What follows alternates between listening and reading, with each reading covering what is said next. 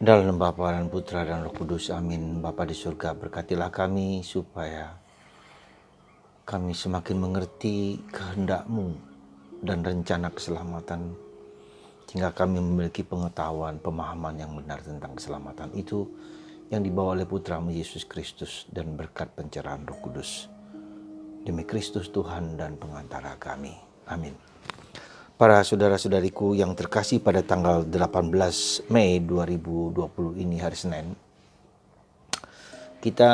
saya mau mengajak Anda untuk semakin menyadari bahwa pertama-tama yang penting itu bukan buahnya, bukan bahagia, bukan damai, bukan pertama-tama maksud saya. Pertama-tama tidak berarti tidak penting, tetapi penting.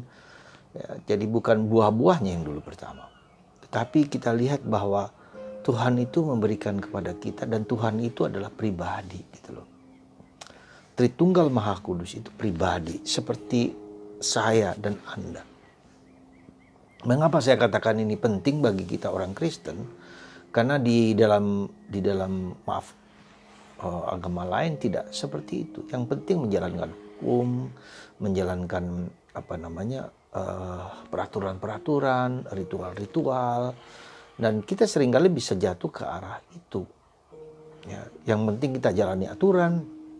Ketika kita menjalani aturan, ritual, maka kita akan mendapatkan bahagia. Tidak berarti itu tidak penting, tetap perlu. Tetapi harus kita sadari pertama-tama, agama Kristen, agama Katolik itu agama relasional. Saya atau kita memiliki sebuah orang Allah yang berpribadi, yang mempunyai empati, mempunyai perasaan, mempunyai kepedulian, yang kita sebut dengan kata cinta itu. Ya, jadi itu lalu tentu saja dia juga membuat peraturan-peraturan, aturan-aturan supaya kita bisa sampai kepada Dia. Nah, tetapi yang harus kita sadari bahwa kita bukan peraturan itu. Gitu. Kita adalah pribadi. Ya, maka dalam saat ini Yesus mengatakan, aku akan memberikan kepadamu penghibur, memberikan kepadamu penolong, memberikan kepadamu parakletos. Ya. Maka penolong itu ya pribadi, meskipun mungkin tidak kita lihat. Kenapa saya katakan pentingnya pribadi ini? Karena ketika kita juga, katakanlah, tidak perlu kita membicarakan pribadi Allah, tetapi diriku sendiri ajalah. Ya. Diriku ini adalah pribadi, maka betapa pentingnya saya itu harus menggarap being saya gitu loh. Pribadiku, diriku seluruhnya gitu loh. Bukan havingku, bukan apa yang kumiliki, bukan apa yang keluar dari diriku, tapi yang di dalam ini. Sekali lagi, kalau mau disimpulkan supaya kita lebih mengerti lebih dalam, katakanlah kita harus menggarap ya, software kita, hidup batin kita yang menjadi kekuatan kita. Meskipun ya yang di dalam itu jauh lebih penting daripada yang di luar, daripada sikap, perilaku, tindakan. Ya. Tapi ini dalam ya, jauh lebih penting. Jadi kalau komputer itu software kita, softwarenya itu kalau softwarenya tidak bagus atau tidak bermutu, maka yang hardware juga tidak bermutu. Nah, untuk membuat kita lebih gampang dalam mengerti dan memahami, maka yang saya mau katakan, being saya ini harus kita garap, harus kita olah, gitu loh. Nah, karena dengan adanya being ini karena inilah yang membuat kita berrelasi dengan orang lain, berrelasi dengan Tuhan. Ya. Maka di situ penting dalam menggarap being itu relasional, relasi. Gitu. Relasi berarti seperti kita berdialog, berkomunikasi. Ada dua pribadi yang saling, bagaimana supaya dua pribadi ini menjadi menyatu gitu. Bagaimana kita menyatu dengan kehendak Allah. Nah, nanti ketika kita menyatu dengan pribadi ini, buah-buahnya itu ada. Damai, sukacita, cinta kasih.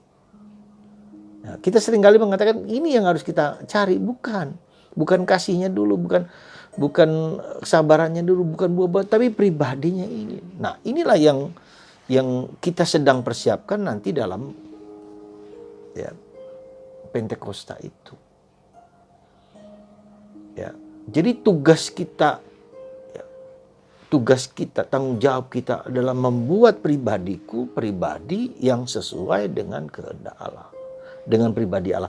Maka bagaimana caranya saya untuk bisa menjadi ngerti saya juga mengerti diriku, maka saya juga harus mencoba mengerti Allah itu seperti apa.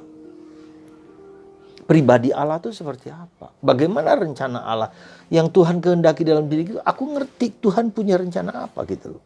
Maka ada kerinduan, ada keinginan, ada mengerti siapa Tuhan itu. Dengan mengerti siapa Tuhan, aku juga mengerti siapa diriku gitu. Nah, proses relasional inilah yang sungguh harus kita mengerti dengan baik supaya kita tahu di mana bakat kita, karisma kita, pribadi kita yang baik, tapi juga ada pribadi yang diriku yang kurang. Nah, kita harus perbaiki itu. Nah, untuk memperbaikinya itu jangan yang hardware, jangan yang di luar, perilaku kita. Itu akan susah. Maka betapa sulitnya bertobat karena kita mulai dari yang luar itu. Nah, maka yang menjadi tugas yang paling utama yang tidak mudah adalah yang di dalam software ini.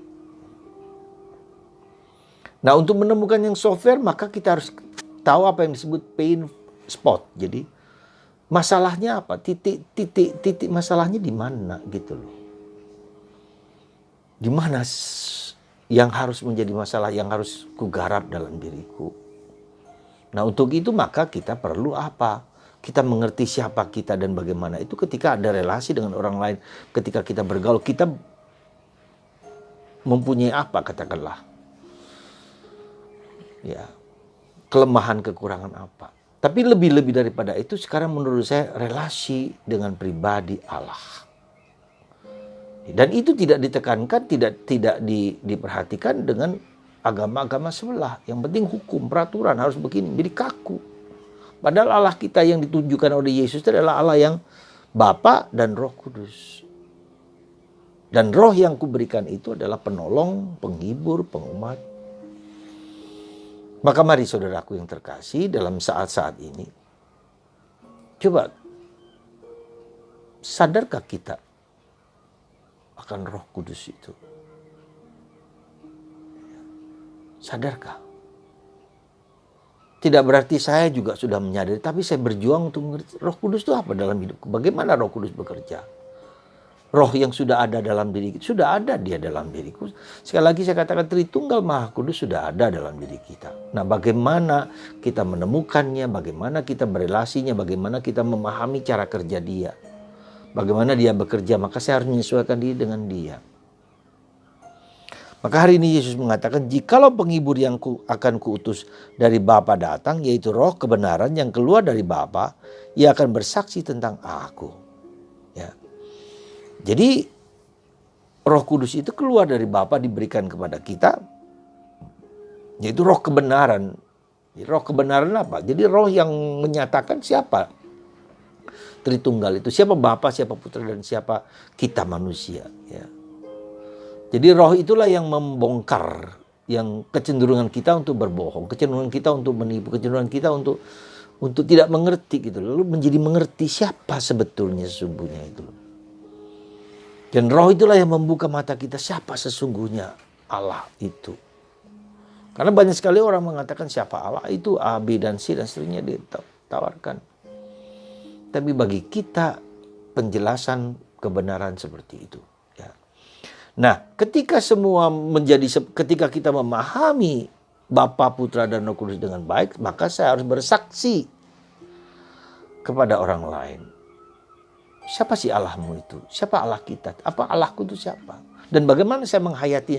Nah, bersaksi itu kalau orang yang bersaksi itu kalau mengalami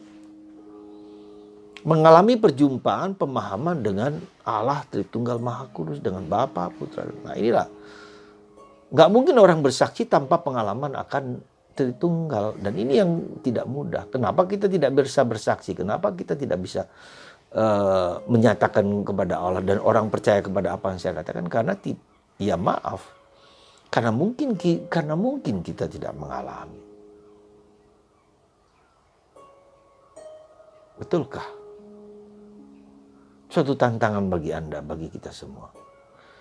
Ya, di masa COVID ini sebetulnya juga pribadi itu yang coba kita jalan. Nah, sekarang coba Anda, suami, istri, anak-anak di rumah bertemu setiap hari. Apa yang paling penting? Pribadi anak Anda semakin mengerti suami, mengerti istri, mengerti anak-anak, perilaku, sikapnya dan segala macam. Apakah batinnya anak itu dipenuhi, dimengerti? Adakah software anak kita itu coba kita perhatikan. Seperti apa sebetulnya? Yang mungkin selama ini ditutupi oleh banyak hal, banyak kegiatan. Sekarang coba deh setiap hari melihat perilaku dia. Kalau perilakunya di luar seperti itu, pasti ada sesuatu di dalam yang mungkin harus kita benahi, harus diajak omong, dibetulkan, dibenarkan. Begitukah?